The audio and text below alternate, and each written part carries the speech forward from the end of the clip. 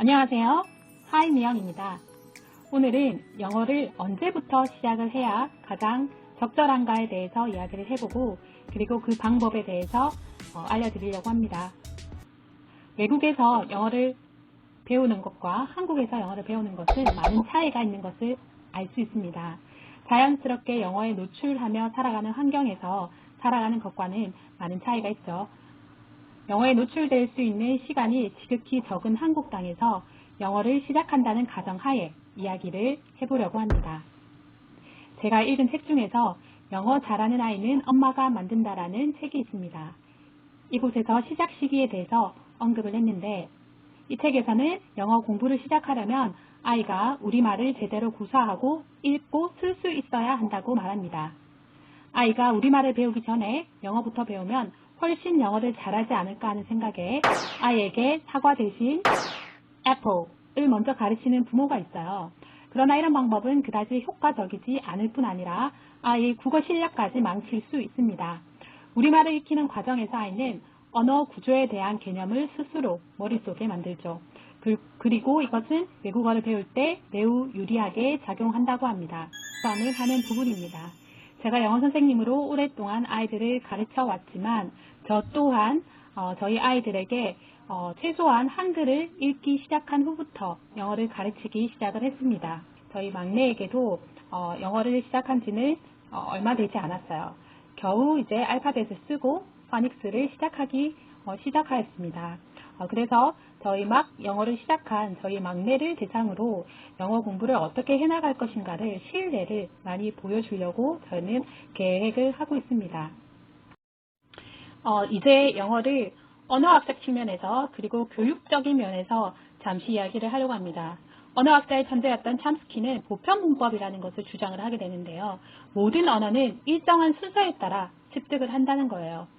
모든 아이는 처음에 아, 야, 등의 모음부터 배우고 그리고 엄마, 맘마 등의 단어를 이야기하게 되죠. 그리고 나서 단어의 조합으로 인해 문장을 말하는 것이 보통입니다. 아무리 똑똑한 아이도 습득 속도를 빨리 할 수는 있으나 일정한 규칙의 습득 단계는 뛰어넘을 수 없다는 것이 그의 주장입니다. 그래서 제가 제안하는 한국에서 영어 공부하는 적절한 시기는 한글을 적절히 읽을 수 있는 나이인 6세 또는 7세 정도가 적절하다고 봅니다. 여기에서 말하는 영어 공부는 언어로의 학습의 의미에서 말을 합니다. 그 전 나이에서는 영어 노래나 플래시카드, 영어 동화 등 다양하게 영어와 친숙할 수 있도록 노출을 많이 시켜주는 것이 좋습니다.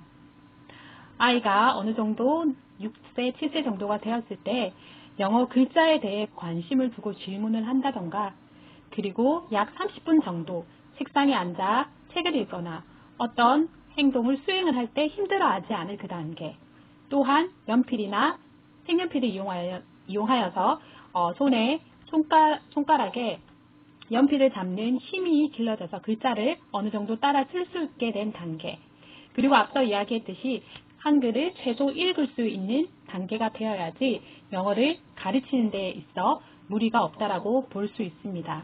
네, 영어권 국가에서 영어와 한글이 자연스럽게 노출이 되어 시간은 소요되지만 두 가지 언어를 모두 능숙하게 사용하는 bilingual person이 되면 참 좋겠지만 한국어를 모국어로 사용하는 우리나라에서 한글도 제대로 완성되기 전에 너무 영어를 일찍부터 강조하게 되면 두 가지 모두 정립이 되지 않아 나중에는 언어 학습에 있어 곤욕을 치를 수도 있다는 사실을 잊지 마시길 바랍니다.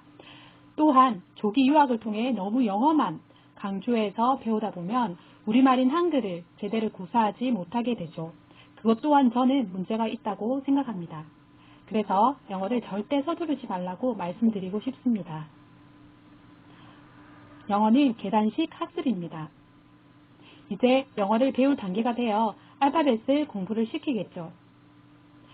처음에 보통 엄마들은 그 가르치고 싶은 욕심이 앞서 알파벳을 하루 만에 또는 이틀 만에 알려주는 경우가 있습니다. 그리고 아이도 처음에는 신기해서 언뜻 모든 것을 아는 것처럼 보일지도 모릅니다. 하지만 그럴 경우에 실패하는 경우가 많이 있습니다. 알파벳은 하루에 하나 또는 2개 정도만으로도 충분합니다. 하나를 가르치고 여러 활동으로 배운 것이 완벽하게 인지되도록 노출 그리고 반복적으로 사용할 수 있는 환경을 만들어주는 것이 중요합니다. 왜냐하면 아이들은 반복을 통해 언어를 습득하게 됩니다. 그렇다고 한 단어를 공책에 20번씩 쓰며 외우라는 뜻은 아니에요. 아이에게 같은 단어를 너무 반복해서 따라하자 하면 금방 지겨워지고 효과를 보기 힘듭니다. 다양한 활동으로 반복 학습을 하는 것이 중요합니다. 이 반복 학습의 핵심은 한 가지 내용을 여러 활동을 통해 되풀이하는 데 의미가 있습니다. 앞으로 제가 영어 티칭 클래스와 저희 셋째 아이를 통해서 수업 실전편 그리고 저희 학생들을 통한 영상을 통해서 충분히 어떻게 아이들에게 가르칠 수 있는지 소개를 해드리려고 준비하고 있습니다. 한동안 미국 영어 교과서 붐이 일어난 적 있죠. 저희 원에서도 미국 교과서를 사용을 하고 있습니다. 하지만 여러 학원에서 미국 교과서를 얼마나 수박 겉핥기식으로 끝내는지 알면 놀랄 거예요. 실제로 미국에서 1년 넘게 배워야 할 책을 학원에서 한 달 만에 속성으로 끝내는 것을 본 적이 있어요. 그냥 읽고 해석하고 단어 외우는 것만 하면 한 달 만에 물론 끝낼 수가 있죠. 하지만 거기에서 내용을 내면화시키는 작업을 하지 않고 지나간 것이 큰 오류라고 볼 수 있습니다. 그래서 어떤 책을 가지고 공부를 하는 것도 중요하지만 어떻게 배우느냐가 훨씬 더 중요한 것을 우리는 기억해야 합니다. 이제 본격적으로 파닉스에 관한 이야기를 해보려고 합니다. 파닉스는 영어에서 글자와 소리 간의 관계를 이루는 규칙을 이해하도록 가르치는 교수법이라고 할 수 있습니다. 파닉스 공부를 할 때 중요한 것은 파닉스 규칙을 배우는 것과 동시에 파닉스가 적용된 많은 단어를 습득하고 노출해서 익혀야 하는 것, 그리고 그 단어들이 적용된 리딩북, 책 읽기를 같이 시도하는 것이 엄청나게 큰 효과가 있다는 것을 기억을 하셔야 됩니다. 그리고 고학년이나 중학생 정도가 되면은 발음 기호를 가르쳐서 사전 이용을 하면서 단어의 소리를 정확하게 익히면서 어휘 학습을 해야 합니다. 영어는 Semi-Phonetic Language입니다. Semi-Phonetic Language란 일부 발음은 철자대로 발음이 되지만 또 일부 철자는 철자대로 발음이 되지 않는 것을 말합니다. 대표적인 예가 우리가 흔히 알고 있는 나를 의 뜻을 가지고 있는 미입니다. 이것을 단순한 파닉스 룰로 생각하면 매라고 발음을 해야 할 것 같지만 실제로는 미라고 발음을 하죠. 그럼 왜 영어는 Semi-Phonetic 언어가 된 것일까요? 그것은 영어의 역사가 엄청나게 길기 때문입니다. 다시 말하면 옛날 초창기 발음이 언어가 진화되면서 변화가 생겨서 그럴 수도 있고 그리고 프랑스나 다른 외래어에 대한 흡수가 계속적으로 일어났기 때문에 그렇기도 합니다. 어쨌든 영어는 소리 언어이기 때문에 영어의 약 70% 정도는 파닉스가 적용이 되지만 나머지 적용이 되지 않는 단어는 많이 읽고 듣는 연습을 통하여서 그 안에서 나름의 읽는 규칙이 습득이 되게 됩니다. 영어를 처음 배우는 학생들에게 파닉스를 적용하여서 단어를 읽는 법을 배우게 하는 것은 앞으로 엄청나게 많은 단어를 습득하는 데 있어 아주 중요한 역할을 하게 됩니다. 파닉스는 영어를 외국어로 배우는 학습자에게는 실제로 읽기와 쓰기의 기초를 만들어주는 교육 과정이라는 것을 잊지 말아야 합니다. 하지만 국내에서는 여전히 발음 교정 교육이라는 인식이 있어서 단순히 보조적 역할로만 활용하고 있어서 아쉬운 부분입니다. 제가 강조하고 싶은 부분이 바로 이 부분인데요.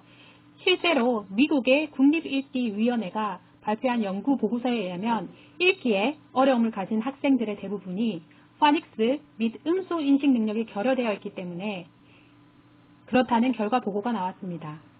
그래서 체계적이고 명시적인 파닉스 지도는 학생들의 읽기와 철자 능력을 상당히 향상시킨다고 볼 수 있습니다.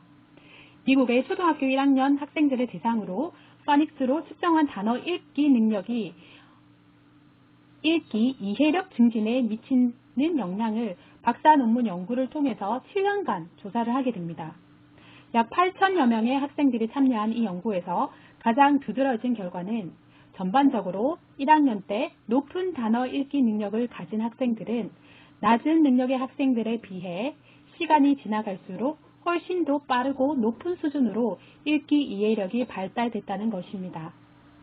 그런데 이 현상은 특히 일찍이 높은 단어 읽기 능력을 갖게 된 외국인 학생들에게서도 현저하게 나타났다고 합니다. 이 그룹의 학생들은 영어를 제2 언어로 배우고 있지만 높은 영어 단어 읽기 능력 덕분에 파닉스 능력이 저조한 학생들에 비해 빠르고 높은 수준의 이해력 성장을 보였다고 합니다. 이 연구는 영어 학습자들의 영어 단어 읽기 능력이 조기 발달이 장기적인 읽기 이해력 향상에 큰 효과가 있다는 주장을 뒷받침할 뿐만 아니라 단어 읽기 능력을 기르기 위한 파닉스 지도의 중요성을 강조합니다. 실제로 영어를 모국어로 사용하는 나라에서도 2, 3년에 걸쳐 파닉스 교육을 실시한다고 합니다. 이것은 앞서 말씀드렸듯이 단어의 읽는 규칙을 습득할 뿐만 아니라 많은 어휘 능력과 읽기 실력을 향상시키는 데 도움이 되기 때문이죠. 하지만 우리나라의 파닉스 교육은 대부분 몇 주 완성, 그리고 한 달 완성짜리가 많습니다. 단순히 규칙만 나열해서 배우고 나서 파닉스를 수료했다고 하는 거죠. 그렇다면 파닉스도 우리나라의 한글을 완성되는 과정에서처럼 받아쓰기를 쳐서 읽고 쓰는 그 능력을 향상시키는 공부를 하듯이 파닉스도 그러한 양상에서 공부를 해나간다면 엄청난 효과를 볼 수 있다는 증거가 될 수 있습니다. 파닉스 과정에서 실제로 단어를 읽어낼 수 있도록 하는 데는 많은 연습이 필요하기 때문에 여러 규칙을 익혀나가는 과정이 자칫 지루하고 딱딱해질 수도 있죠. 그래서 제가 부모님과 선생님 여러분들을 도우려고 합니다. 학습에 필요한 여러 교구들을 소개하고 무료로 자료를 나누어주고 또한 그것들을 이용하여 가르치는 방법들을 영상들을 통해 모조리 알려드리려고 합니다. 네, 오늘은 우리 아이 영어 공부 언제부터 시작할 것인가에 대해 간략하게 말씀드렸습니다. 어느 정도 답이 되었다고 믿어요. 옆집 또는 책발이 광고 또는 다른 사람의 말에 절대 흔들리지 마세요. 스스로의 교육 방침을 세워 일관성 있게 끝까지 밀고 나가는 것이 정말 중요합니다. 이 영상을 보고 있는 많은 부모님들 그리고 선생님들 누군가를 가르치기로 마음을 먹었다면 이것 하나는 꼭 기억하세요. 그것은 patience, 인내입니다. 내가 가르치는 자녀와 학생은 결코 내가 기대하는 행동으로 진행되지 않을 수도 있습니다. 그렇기에 내가 가르치는 학생에 대하여 내 자녀에 대하여 내가 얼마나 사랑으로 오랫동안 인내할 수 있느냐 그리고 그 학생에 대하여 인내하고 있는 나 스스로를 얼마나 사랑하고 또 나의 모난 부분을 깎으면서 오래 참을 수 있느냐 이것만 갖추어져 있다면 과정을 통해 쌓은 노하우와 시간들이 반드시 결과로 보답해 드릴 것이라는 것을 저는 확신합니다. 우리 하이미영 가족 여러분 오늘도 Don't forget to smile.